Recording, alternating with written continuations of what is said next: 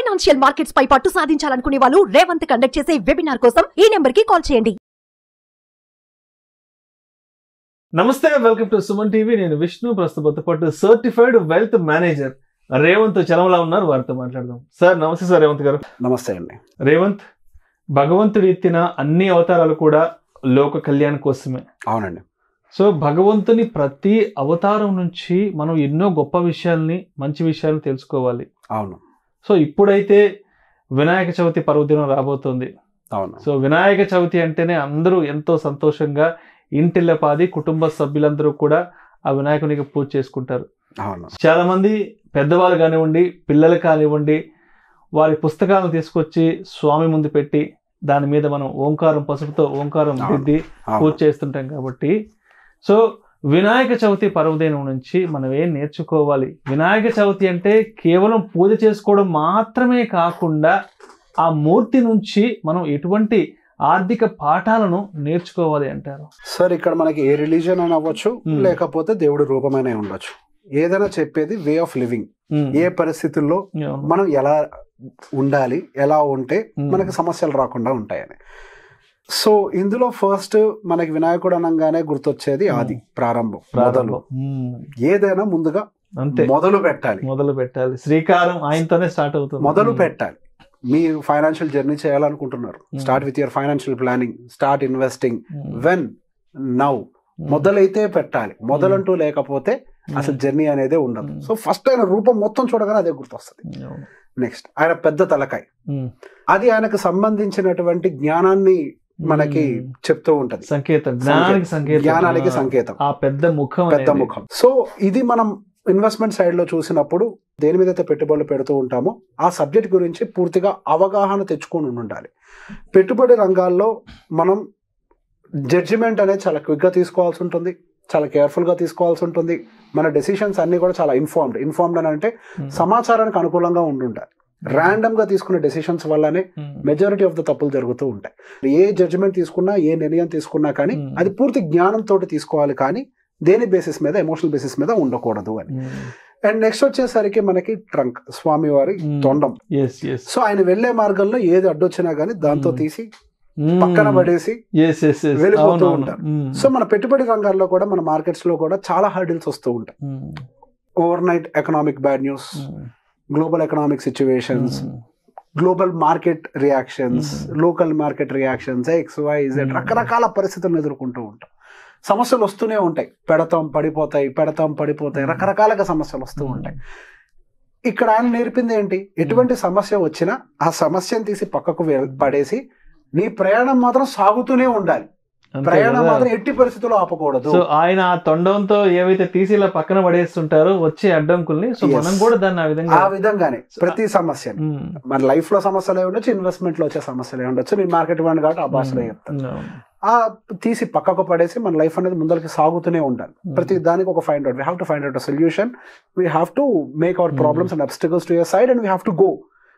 And next వచ్చేసరికి ఆయన దంతాలు, 2 దంతాల్లో ఒక దంతం సాక్రిఫైస్ చేశారు మహాభారతం రైట్. సో ఇక్కడ మనం అర్థం చేసుకోవాల్సింది ఏంటి? మనం ఒక లాంగ్ టర్మ్, ఒక మహత్కార్యం కోసం, ఒక లాంగ్ టర్మ్ గోల్ కోసం ఈ షార్ట్ టర్మ్ గోల్స్ కావచ్చు, లేదా గోల్స్ అనకూడదు, షార్ట్ టర్మ్ నీడ్స్, చిన్న చిన్న అవసరాలు, ఆశలు, ఇవన్నిటిని కూడా మనం సాక్రిఫైస్ చేస్తేనే అదొక 4 కాలాల పాటు ఒక మంచి గోల్ కోసం మనం పని చేయగలుగుతాం. మనం చేసే పని అనేది 4 కాలాల కోసం, భవిష్యత్తు కోసం అనేది ఉంటది. చిన్న చిన్న వాటిని మనం కాంప్రమైజ్ అవ్వకపోతే, సాక్రిఫైస్ అనేది కనుక చెయ్యకపోతే మన జర్నీ అనేది 4 కాలాల కోసం అనేది ఉండదు. అది ఆ రోజుతోటే డిస్ట్రాయ్ అయిపోతుంది. Sacrifice is a very important aspect in any humans life. ఒకటి జరగాలి అని అంటే ఇంకొకటి సాక్రిఫైస్ చేయాలి. సాక్రిఫైస్ లేకపోతే ఏది జరగదు ముందలకి. సో డెఫినెట్ గా షార్ట్ టర్మ్ నీడ్స్ మనం కాంప్రమైజ్ అయిపోవాలి. కాంప్రమైజ్ అయితే మనకి మంచి భవిష్యత్తు, మనకి కావచ్చు, మన పిల్లలకు కావచ్చు, తరతరాలకు కావచ్చు. So sacrifice should be part of our life. And next most important, మనకి ఎలుకను చూస్తూ ఉంటాం. అంతటి భారీ విగ్రహం కూడా ఒక ఎలుక మీద మాత్రమే ప్రయాణం చేస్తుంది, వాహనం కింద. So it symbolises the balance. ఎంత చిన్నదాని మీద ఉన్నప్పటికీ కూడా అది బ్యాలెన్స్డ్ గా మెయింటైన్ చేయాలి అనేది ఒకటి సింబలైజ్ చేస్తూ ఉంటది.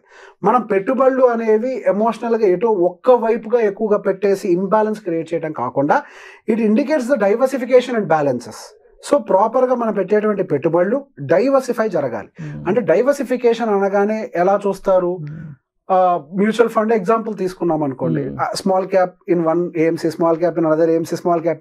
This is not called diversification in across all the asset classes like real estate అవ్వచ్చు, కమోడిటీ అవ్వచ్చు, బాండ్ మార్కెట్ అవ్వచ్చు, రియల్ ఎస్టేట్ అవ్వచ్చు, ఈక్విటీ మార్కెట్ అవ్వచ్చు, అన్నిట్లో కూడా బ్యాలెన్స్డ్ గా తీసుకొని వెళ్ళాలి. ఎప్పుడైతే మీరు బ్యాలెన్స్డ్ గా ఉంటారో మీరు ఎంతటి ఎడ్జ్ లో నుంచున్నా కానీ మీరు కింద పడరు. అట్లా కాకుండా బరువు ఒకవైపు ఎక్కువగా పెరిగింది అనుకోండి, మీరు ఒదిగిపోవాల్సి వస్తుంది, ఒకవైపు ఇట్లా ఒరిగిపోతారు, అది ప్రమాదకరం. సో బ్యాలెన్స్డ్ గా మనం డైవర్సిఫైడ్ గా వెళ్ళినంత వరకు మన లైఫ్ సాఫీగా ఎక్కువ దూరం ఎక్కువ కాలం వెళ్తూనే ఉంటది అనటానికి మనకు ఆ చిట్టెలుక ప్రయాణం అనేది మనకి సింబలైజ్ చేస్తూ పాఠం, అదొక పాఠం మనకు నేర్పిస్తూ ఉంటుంది. ఆయన పెద్ద చెవులు, ఆయన చూడగానే గుర్తొచ్చేది ద బిగ్ ఇయర్స్, పెద్ద పెద్ద చెవులు, ఆ చెవులు వెనకాల బుర్ర, రైట్? ప్రతి దానికి మొదటగా ప్రారంభమయ్యేది దిస్ ఇయర్స్, వినాలి, వినడం, శ్రవణం. ఫస్ట్ బాగా వినాలి, దాని నుంచి నేర్చుకోవాలి. సహజంగా మనం ఏం చేస్తాము, మెజారిటీ ఆఫ్ ద పీపుల్, మనం కలుపుకోలేను కానీ జనరల్ గా అందరూ ఏం చేస్తూ ఉంటారు, ఎవరైనా ఏదైనా చెప్పినా కానీ నాకు తెలుసులే, ఈడు చెప్పేది ఏంటి, నచ్చినా నచ్చకపోయినా తప్పు రైటో ఫస్ట్ వినాలి. విన్న తర్వాత అందులో ఖచ్చితంగా ఎవరేం మాట్లాడినా అందులో ఒక కీ టేక్ అవే ఉంటుంది, అది మనం తీసుకొని నేర్చుకోవాలి. వినకుండా జస్ట్ మనం మాట్లాడటంలోనే ఉంటాయి. మనం గమనిస్తే వినాయకుడికి అసలు నోరు కనపడుతుంది. తక్కువ మాట్లాడాలి, ఎక్కువ వినాలి. ఎక్కువసేపు మనం ఎంత వింటే మన నాలెడ్జ్ అంత గ్రో అవుతుంది. ఈ మాట మనం ఇప్పుడు కాదు, మన చిన్నప్పటి నుంచి చెప్తూ ఉంటారు, ఎంత తక్కువగా మాట్లాడి ఎంత ఎక్కువగా వింటూ ఉంటే అంత బాగా ఎదుగుతావు అని.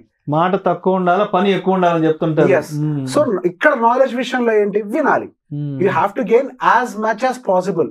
నలుగురు ఎక్స్పర్ట్స్ 4 విషయాలు చెప్తూ ఉన్నప్పుడు, అంటే ఈ ఫీల్డ్ అని కాదు, ఎందులో చదువుకుంటున్నారు స్టూడెంట్ గా ఉన్నప్పుడు ఎవరి మాట వింటారు, గురువులు చెప్పేది వింటూ ఉంటారు. అది వినకుండా వాళ్ళ మీద మీరు కౌంటర్లు వేస్తూ కూర్చుంటే మీరు మాటలు ఎక్కువ అవుతాయి, వినడం తక్కువ అవుతుంది, జ్ఞానం పెరగదు. ఎప్పుడైతే మీరు సరిగ్గా వినరో, ఎప్పుడైతే సరిగ్గా నేర్చుకోరో, మీరు తీసుకునేటువంటి నిర్ణయాలన్నీ తప్పుగా జరగడానికి అవకాశాలు ఉంటాయి. మీరు తీసుకునే నిర్ణయాలన్నీ సబ్జెక్ట్ పరంగా కంటే కూడా ఎమోషనల్ గా తీసుకొని తప్పులు చేయడానికి ఎక్కువగా అవకాశాలు ఉంటాయి. సో బేసిక్ ఎప్పుడైనా కానీ మనం వినడానికి ఎక్కువ ఇంట్రెస్ట్ చూపించాలని సింబలైజ్ చేసేదే ఆయన పెద్ద చెవులు. ఎస్. సో బేసిక్ గా మనకి ఈ రూపమే, ప్రతి రూపంలో మనకు ఒక లెసన్ ఉంటుంది. As I said before, it is all the way of living. ఏదైనా కానీ మనం ఎలా బతకాలి, ఎలా చెయ్యాలి అనేది నేర్పించేవే మనకి ఈ పండుగలు, దేవుళ్ళు, ఈ సెలబ్రేషన్స్ అన్ని కూడా. Thank you so much Revanth. Thank you అండి. వినాయక చవితి పర్వదినం అంటేనే కేవలం పూజ చేసుకోవడం మాత్రమే కాకుండా ఆ మూర్తి నుంచి మనం నేర్చుకోవాల్సిన ఆర్థిక పాఠాలు కానివ్వండి, జీవిత పాఠాలు కానివ్వండి, ఏదైనా సరే ఎటువంటి మంచి విషయాలను గ్రహించాలి ఆ మూర్తి నుంచి అనే విషయం గురించి చాలా చక్కగా తెలియజేస్తారు. Thank you so much Revanth. Thank you అండి.